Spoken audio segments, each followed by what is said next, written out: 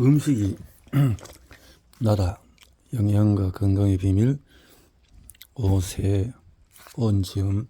오세은 설계는 사람처럼 7, 80년을 산다. 그러나 40년을 살게 되면 부리와 발톱이 무뎌지고 그래서 나이가 40대였을 때 그렇게 태어나기를 선택했다. 해서 그동안 영양과 건강을 제대로 몰라서 건강을 잘 지키지 못하고 이래 살았다. 이 책은 수많은 강의를 반복하면서 얻어진 산물이다. 자연치유가이군요.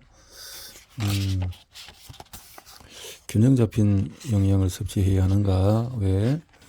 세상이 아무리 바뀌어도 최첨단 이렇게 해도 나는 의사나 약사도 아니다. 단지 내 가족의 건강을 지키려는 마음으로 이겠다. 한국건강식품협회에 따르면 건강기능 시장이 2013년에 1조, 그래서 19년에 4조로 상승하고 놀랍게도 6년 만에 2.5배가 넘게 성장했다.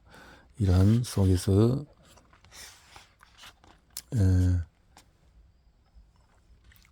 음식이라고 해서 다 낫게 하는 건 아니지만 이 책은 영양소 우리 몸에 미치는 영향과 약물에 의존하지 않고 건강해질 수 있는 방법을 나름대로 공부를 했다라는 거죠. 현대인들이 건강해지지 못하는 이유는 뭐냐? 우리가 건강하지 못한 이유는 잘못된 것을 먹기 때문에 음식이 바로 나다 하는 것이고, 우리 몸의 장기는 그래서 건강을 위해서 호르몬 관리를 하고 체지방 관리를 하고 이렇게 현대인들이 건강하지 못하는 이유, 생활 리듬이 깨지거나 오랫동안 스트레스 받고 식사를 제대로 못해서 그렇다라는 거죠. 우리는 나쁜 그 상태에서 건강과 미병 상태, 불편한 증상들의 상태들이 늘 이렇게 쌓여 있는 속에서 식재료 영양 감소와 질 저하가 그게 문제가 된다는 거죠. 수확한 농산물은 우리 식탁에 바로 오르지 않고 냉장고에 보관해 두었다가 또 등등 이렇게 요즘은 또 GMO 원료와 또 무분별한 사용과 또 이 다양화가 이루어져서 수입에 허가된 GMO 식품이 뭐가 있나? 콩, 옥수수, 또 뭐 연화, 카놀라, 또 사탕무, 알팔파 등등 이런 것들이 요즘은 너무나 있다라는 거죠. GMO의 안전성에 대한 질문을 받을 때마다 몬산토는 식물에서 글리포세이트가 작용하는 뭐 이런 것들을 있고, 인간의 동물에는 이 효소가 없기 때문에 제초제 성분이 우리에게 영향을 미치지 않는다고 주장한다. 하지만 피해를 호소하는 농장들이 계속 늘어나고 있고 기형과 출산과 여러 가지 좋지 않은 예후가 많이 보고되고 있다. 몬산토의 자금력과 몬산토의 커넥션이 있는 기업과 등등등등. 우리나라는 GMO 등등 GMO에 대한 문제들은 뭐 큰 대기업들의 어떤 그 플레이를 통해서 세상에 많이 펼쳐지고 있다라는 거죠. 자, 2018년 아스피린으로 유명한 독일의 바이에르이 몬산토를 인수해서 몬산토의 모 회사가 되었다. 인간과 환경에 유익함을 주려고 기업의 방향을 선회할 것인지 아니면 자세히 이유만 추가해서 반인류적인 행보를 할 것인지 지켜볼 것이다. 불규칙한 식사와 잦은 외식은 2016년 조사 우리의 아침의 결식률이 26.1%로 점점 증가하는 추세로 나타났다. 탄수화물, 단백질 섭취는 계속 감소하고 육류 섭취가 35년 동안에 4배 이상 급증한 것으로 조사가 되어졌다. 불규칙한 식사는 영양소의 균형을 깨뜨린다. 됐네요. 식품위할 1인당 연간 소비량의 변화는 한국인의 비만율이 높아가고 있다라는 건데, 이것이 탄수화물의 부족과 고기의 양이 많아서 오히려 바뀌었을까요? 그 부분은 연구가 더 되고 있는 걸로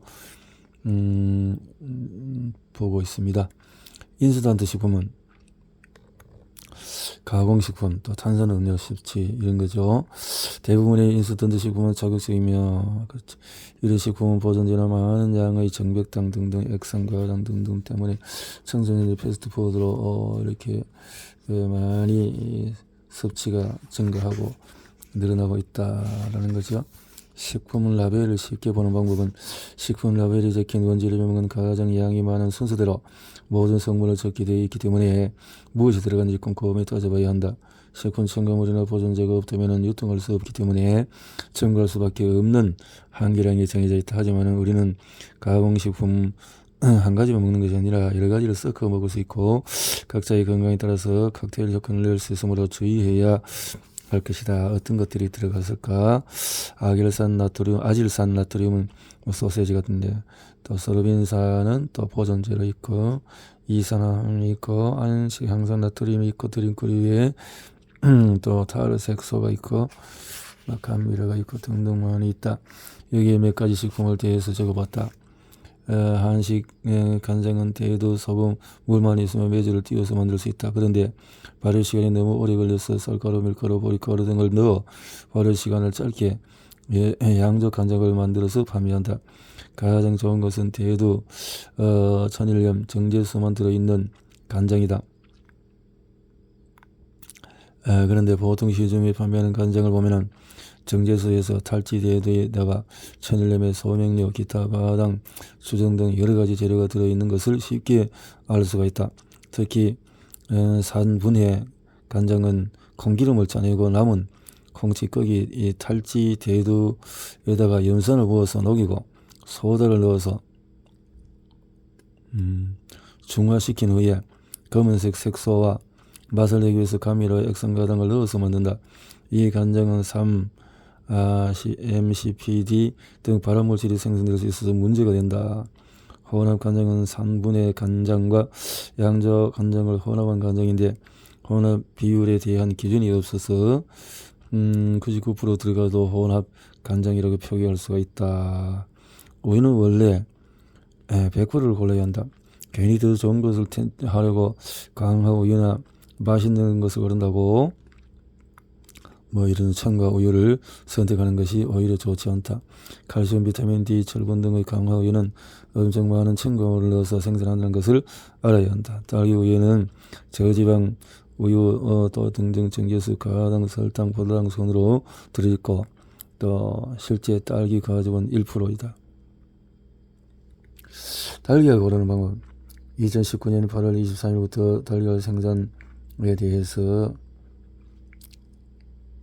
근데 숫자가 적혀 있다. 표시되는데 10자리 숫자의 글자가 적혀 있는데 보면은 4자릿수는 채집된 날짜가 돼 있고 위에서 몇 월 며칠 돼 있고 5자릿수 알파벳 숫자로서 살랑의 농장 코드가 돼 있고 그리고 뒤쪽에 닭 사육 환경에 대해서 방목인지 또 등등 이렇게 돼 있다. 유기농 달걀 사료를 유기농으로 주었던 뜻이다. 가장 안심하고 선택할 수 있는 달걀이고 자연 방사는 유정란이라는 뜻이다. 유정란 동물 복지 또 무항생제 의미가 없다. 무항생제 항생제를 안 쓸 수 없는 사육 환경이고 항생제를 쓰는지 안 쓰는지도 예고하고 또 검사하기 때문에 안 지킬 수 있는 그런 경향도 다분하다. 그래서 그런 것을 일일이 다 조사가 될 수 없다라는 거죠. 식물 표시 예와 규정은 모든 원료로 기록되어 있지만 식품회사들이 악용할 수 있는 것도 기억해야 할 것이다 라고 했네요. 포장이라든가 등등등등 무첨가에 대해서 라벨 쓰고 또 다른 의미는 무설탕이라는 설탕 대신 감미료 등등 이렇게 들어갈 수 있다는 거죠. 액상가당이라는 것은 값싼 옥수수 전분 제로 칼로리 인공 감미료 가미되었다는 것이고 저지방이라는 것은 각종 화학물로 지방을 녹여 없앴다는 것이 저지방 이런 속의 의미다. 트랜스 지방이 인체에 미치는 영향은 어떨까?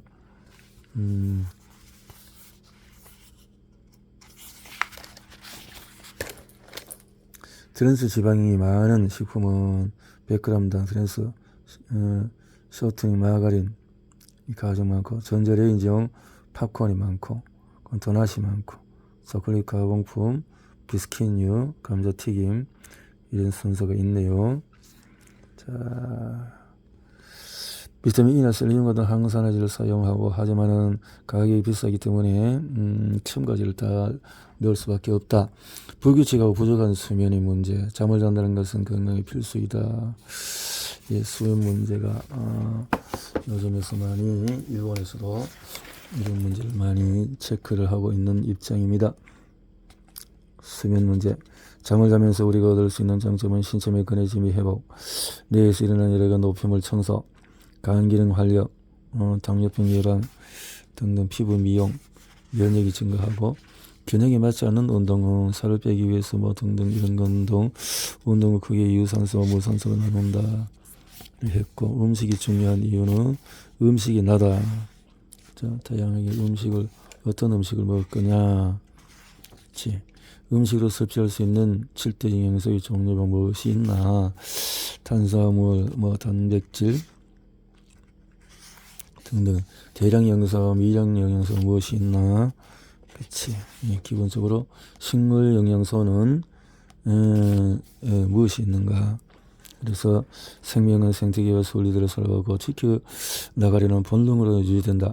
동물의 식물 또 바다에서는 미생물조차도 자신의 생명을 유지하고 번식하는데 그래서 그렇게 하고 성장하고 있다라는 거죠.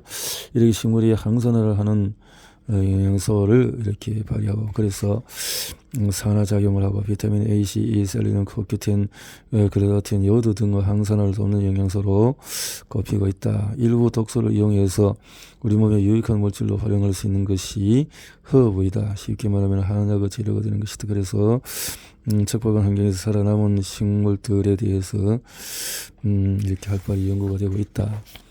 각 영양소의 역할과 상호관계는, 우리 몸의 영양소는 원소, 단백질 이렇게 에너지를 발생시키는 것들이고, 식물 영양소, 각 영양소가 하는 역할을 제시한 도표를 보면 탄수화물은 에너지를 만드는 것 위에 특별한 하는 일이 없다는 것을 알 수 있다. 그렇다고 안 먹어서 안 된다는 얘기는 아니다. 과다 섭취 시 중성지방으로 이렇게 올리고, 단백질은 몸을 구성하는 데 중요한 영양소고, 지방은 포화지방산과 불포화지방산인데, 포화지방산은 에너지를 내고 체지방을 만들고 등등.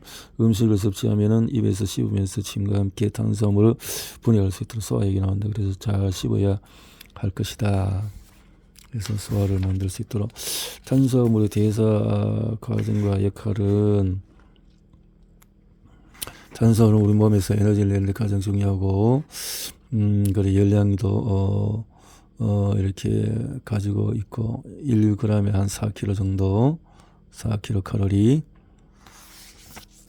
식이섬유 종류, 하루에 필요한 식이섬유를 보충하기 위해서 반드시 먹어야 하는 양을 살펴보자 했네요.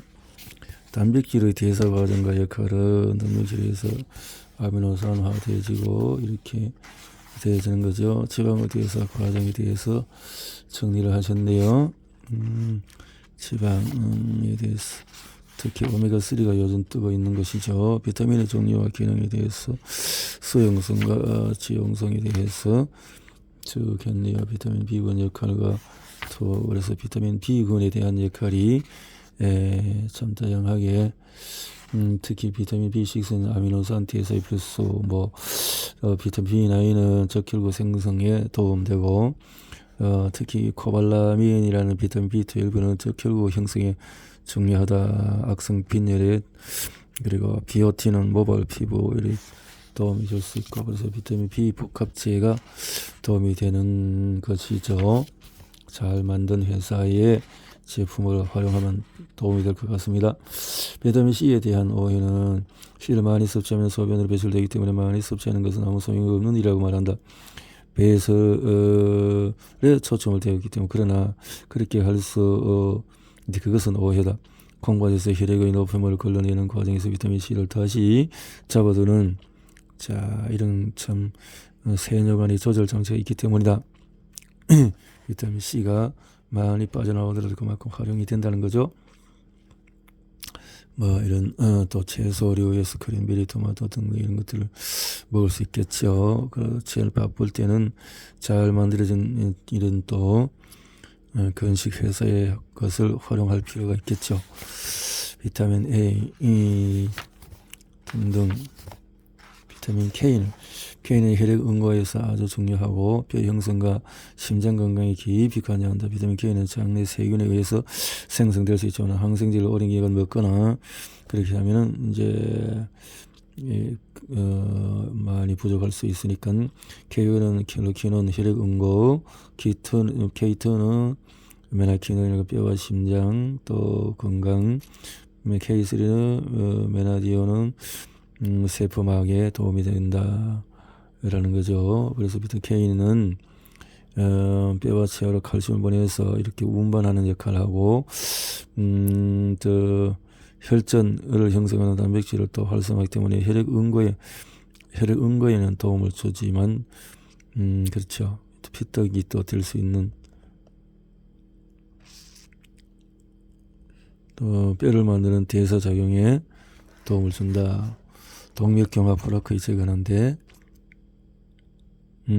운반하기 때문에 칼슘 정리한 역할을 한다.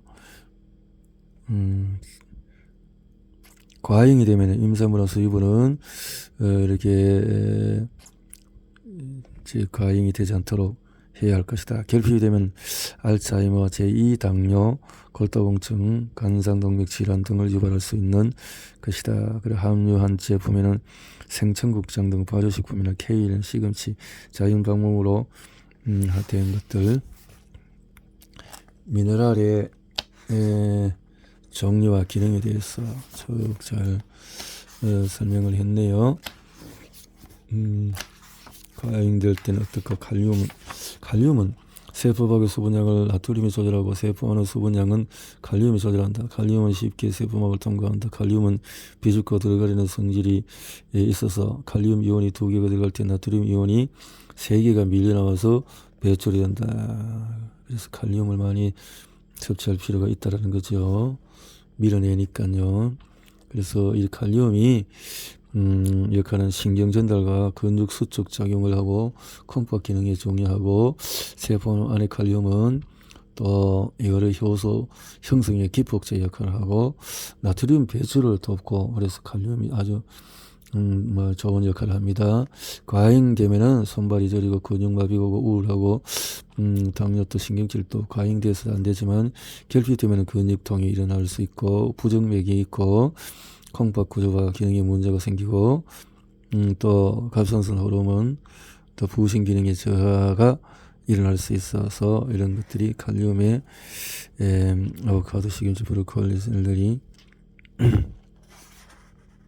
바나나, 배, 유황에는 광물성, 동물성, 식물성이 있다. 광물성은 이런 성냥이나 화약으로 쓰이고 동물성은 농용, 웅담, 사향에 들어있고 식물성은 산삼, 인삼, 쑥, 비, 마늘, 양파, 삼치, 겨자, 달래 등에 들어있다. 하루 필요한 걸 채우기 위해서는 엄청난 양을 먹어야 한다. 유황, 우리 몸의 채소 많이 필요하다.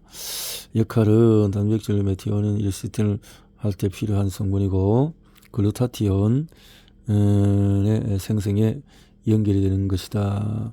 글루타티온은 황 종류가 젖산 축적 감소, 콜라겐, 엘라스틴 생성에 또 항산화 해독에 또 소화에 도움을 준다. 과잉하면 어떨까? 특별한 부작용은 없다. 결핍되면은 어떨까? 피부 주름, 동맥경화가 올 수 있다. 그래서 함유하시면 칡, 더덕, 도라지, 생강, 선박이, 삼채, 양배추, 당근, 케일, 고추방, 냉이 이런 게 있네요. 철분은 헤모글로빈, 이렇게 가르니틴. 결핍되면 면역이 떨어지지만 과잉되면은 노화를 유발할 수 있다.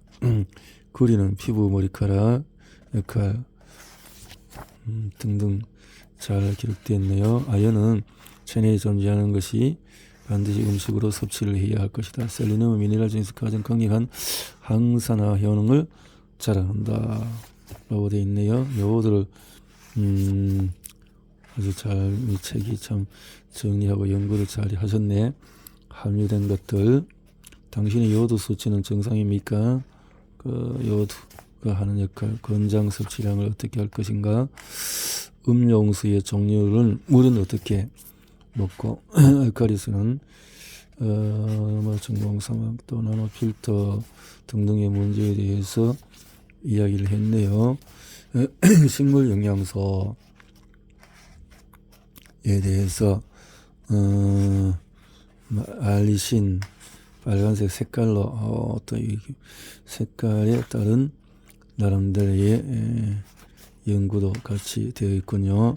종양영양에서 코엔자임 Q10, 자 카르니틴, 자 이런 것들.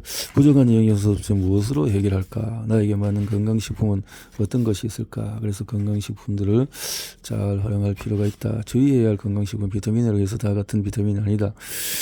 화학으로 만든 것들이 있으니까 비타민 C 제품은 99%는 아스코르빈산이다. 아스코르빈산은 C의 일부 이지 비타민 C가 아니다. 비타민 E도 마찬가지다. E는 한 가지 물질이 아니라 자연계에 존재하는 8가지 화합물이 총칭하는 것인데, 이런 것들 한 가지로만 단일 식품으로 하면은 언밸런스를 일으킬 수 있는 거죠. 우리 몸의 장기는 어떻게 돼 있나? 소화기계와 소장, 십이장, 이런 것들이 또 순환계가 또 배설계에 대해서 건강을 지키면 반드시 해야 되는 건강을 지키는 4가지 관리는 어떻게 하면 될 건가? 면역 관리는 어떻게 하면 도움이 될 건가? 기록을 잘 하셨네요. 이걸 이렇게 해서 우리의 도움이 되는 영양제를 통해서 다양한 대사 증후군에 도움이 될 수 있는 내가 먹는 음식이 도움이 된다. 다양하게 종합적으로 종합 사전같이 압축된 요약된 사전과 같이 이렇게 기록을 잘 하셨네요. 어제 먹은 음식이 오늘의 내 건강의 삶을 지킨다. 영양소 집합질을 할 수 있는 우리 몸이 이렇게 이 영양소를 통해서 나를 만들어 보자.